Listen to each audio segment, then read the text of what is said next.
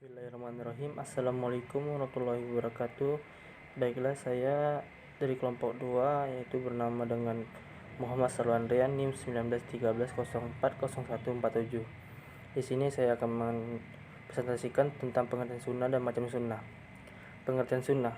Kata sunnah berasal dari bahasa Arab. Secara etimologis berarti cara yang biasa dilakukan, apakah cara itu baik atau buruk.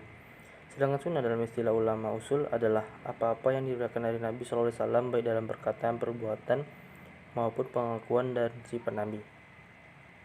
Itu macam-macam sunnah. Macam-macam sunnah itu ada dari segi bentuknya, yaitu sunnah qauliyah, sunnah fi'liyah, sunnah takririyah. Sunnah dari segi kualitasnya itu ada mutawatir, masyhur, dan ahad.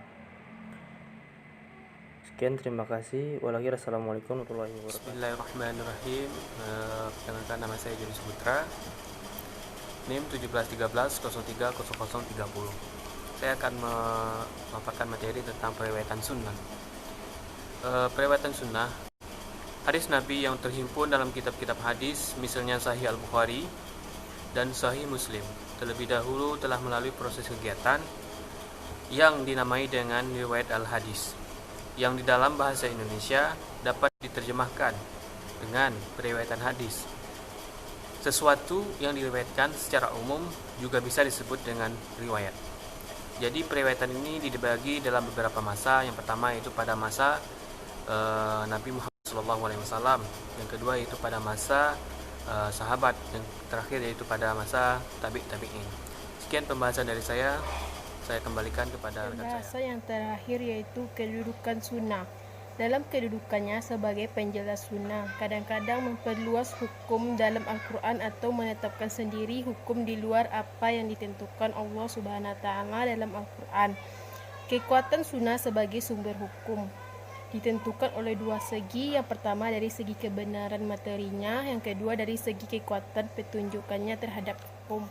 Saya Sylvi Tasmi Bima Putri, 1913040134.